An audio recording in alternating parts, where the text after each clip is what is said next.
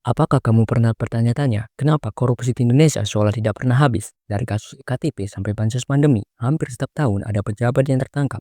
Tapi entah kenapa, kasus baru terus bermunculan. Hari ini kita akan bahas korupsi dari berbagai sudut. Apa itu, kenapa terjadi, dan gimana cara kita sebagai warga bisa melawan? Karena sesungguhnya korupsi adalah perbuatan yang tercela dan akan merugikan rakyat dan negara. Maka dari itu kita harus tahu cara melawannya.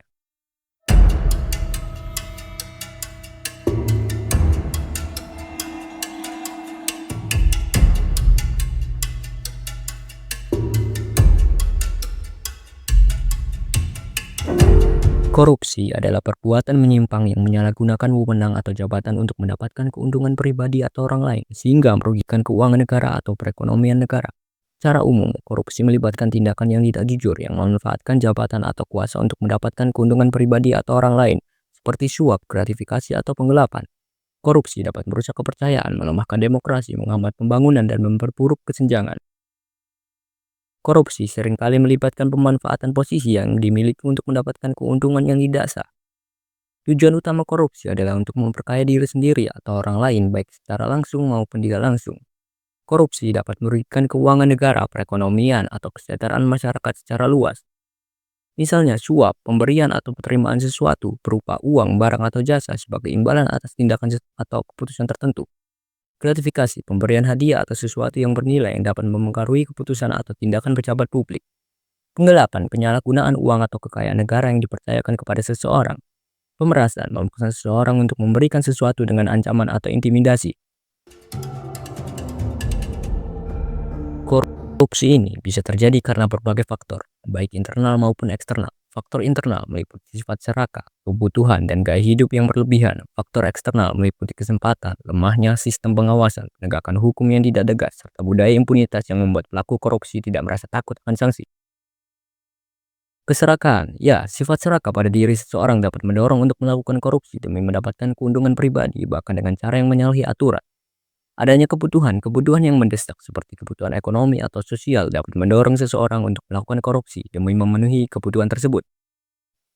Gaya hidup yang berlebihan, gaya hidup yang mewah dan konsumtif dapat memicu seseorang untuk melakukan korupsi demi membiayai gaya hidup tersebut. Ya, kesempatan. Adanya kesempatan untuk melakukan korupsi, misalnya karena lemahnya sistem pengawasan atau adanya peluang untuk menyalahgunakan wewenang, dapat memicu seseorang untuk melakukan korupsi. Yang kedua, lemahnya sistem pengawasan. Sistem pengawasan yang lemah atau tidak efektif dapat memberikan kesempatan bagi pelaku korupsi untuk melakukan tindakan pidana tanpa terdeteksi. Penegakan hukum yang tidak tegas. Penegakan hukum yang tidak tegas dan tidak konsisten dapat menurunkan efek jerah bagi pelaku korupsi sehingga mendorong orang lain untuk melakukan tindakan yang serupa. Budaya impunitas. Adanya anggapan bahwa pelaku korupsi tidak akan dihukum atau dapat lolos dari jeratan hukum dapat menciptakan budaya impunitas yang menyebabkan praktik korupsi dianggap sebagai hal yang biasa dan dapat diterima. Adanya norma sosial yang permisif. Norma sosial yang permisif terhadap perilaku koruptif juga dapat memperburuk situasi karena masyarakat cenderung tidak menghiraukan perilaku korupsi atau bahkan menganggapnya sebagai hal yang wajar. Contoh, sosial yang permisif adalah semua juga melakukan, kenapa kita tidak? Itu adalah salah satu contoh norma sosial yang permisif. Korupsi di Indonesia sudah ada sejak masa kerajaan, bahkan sejak sebelum kemerdekaan. Praktik korupsi juga terlihat pada masa penjajahan Belanda, Orde Lama, Orde Baru, dan era reformasi. Pada masa kerajaan, korupsi di Indonesia sudah ada sejak masa kerajaan-kerajaan di Nusantara, seperti Kerajaan Mataram kuno dan Majapahit. Praktek pungutan paksa, berubah pajak, atau upeti yang merugikan rakyat menjadi contohnya. Lalu, masa penjajahan Belanda. Pada masa penjajahan Belanda, korupsi sudah menjadi bagian dari sistem pemerintahan. Pegawai pemerintah Belanda dan penguasa lokal sering melakukan pungutan liar dan suap. Masa Orde Lama, Orde Baru, dan era reformasi. Korupsi terus berlanjut pada masa Orde Lama dan Orde Baru dan era reformasi. Bahkan pada awal tahun 1980-an diperkirakan 30%-an dana APBN dikorupsi. Tapi, pada masa Orde Baru, korupsi terungkap. Namun, sejak masa reformasi 1998, kasus mulai terbuka ke publik karena adanya KPK dan media yang lebih bebas. Sayangnya, meskipun makin banyak yang ditangkap, korupsi belum juga surut.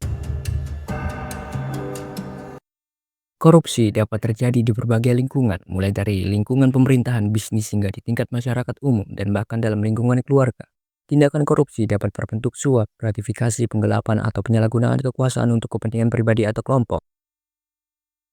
Seperti lingkungan pemerintahan, korupsi sering terjadi di kalangan pejabat, politisi, dan aparat penegak hukum. Mereka dapat melakukan korupsi untuk memperkaya diri sendiri atau kelompok, atau untuk mendapatkan keuntungan politik. Contoh kasus pada di lingkungan Contoh perbuatan korupsi di lingkungan pemerintahan adalah perbuatan menyuap atau meminta suap dari masyarakat oleh pegawai negeri atau pejabat pemerintah. Lingkungan bisnis juga bisa menjadi korupsi. Korupsi juga dapat terjadi di dunia usaha, baik perusahaan swasta maupun BUMN. Bentuk korupsi di sini dapat berupa penyuapan, gratifikasi, atau kerjasama curang yang mendapatkan keuntungan yang tidak sah. Kasus pada korupsi di dunia usaha adalah penggelapan atau penipuan anggaran proyek oleh pengusaha atau direksi pengusahaan. Lalu, korupsi juga dapat terjadi di lingkungan masyarakat. Korupsi dapat terjadi di tingkat masyarakat umum seperti perbuatan pungli, pungutan liar, menerima hadiah atau suap yang tidak wajar, atau menyalahgunakan kewenangan dalam skala kecil. Contohnya seperti pungutan liar oleh aparat desa atau RT atau RW. Namun sangat disayangkan, bahkan di lingkungan keluarga, korupsi dapat terjadi jika ada anggota keluarga yang menyalahgunakan kekuasaan atau posisi untuk memperkaya diri sendiri atau memberikan keuntungan pada anggota keluarga tertentu. Contohnya, nepotisme. Seseorang pejabat publik menyalahgunakan kekuasaan untuk memberikan keuntungan pada keluarganya. Namun, berdasarkan data KPK, sektor yang paling rawan adalah proyek pengadaan barang dan jasa, kemudian pendidikan, kesehatan, dan perizinan. Bahkan, kasus korupsi juga terjadi di desa-desa melalui dana desa. Artinya, ini bukan cuma masalah yang ada di atas, tapi sudah menyebar ke bawah. Dalam banyak kasus, korupsi bisa terjadi secara berjamaah. Satu sistem yang saling menutupi, yang membuat sulit diusut karena semua saling terikat kepentingan. Lalu, korupsi dapat diberantas melalui upaya bersama yang melibatkan pemerintah, masyarakat, dan sektor swasta. Upaya ini mencakup penegakan hukum yang tegas, peningkatan transparansi, dan akuntabilitas publik, pendidikan anti korupsi, serta perlindungan terhadap pelapor korupsi. Selain itu, penguatan lembaga anti korupsi seperti KPK juga penting untuk mempercepat penanganan kasus. Solusi nyatanya adalah membangun budaya anti korupsi dari bawah, mulai dari sekolah, keluarga, hingga tempat kerja, dan kita sebagai masyarakat jangan pernah diam, laporkan, suarakan, dan dukung transparansi. Karena untuk menghapus korupsi yang sudah mengakar, kita harus bekerja sama untuk memberantasnya. Kita berpesan agar kita selalu menyuarakan pendapat kita agar mendapatkan masa depan yang lebih cerah dan terhindar dari korupsi. Fakta, Indonesia mencetak skor terendah dalam indeks persepsi korupsi. Itu artinya kita masih harus banyak berbenah, tapi bukan berarti nggak bisa berubah. Tapi kalau sistem harus diperbaiki dan kesadaran masyarakat meningkat, kita bisa melawan ini. Sekarang pertanyaannya, apa yang bisa kamu lakukan hari ini untuk ikut melawan korupsi? Tuliskan pendapatmu di kolom komentar dan jangan lupa suara kecil kalau rame-rame bisa menjadi perubahan besar.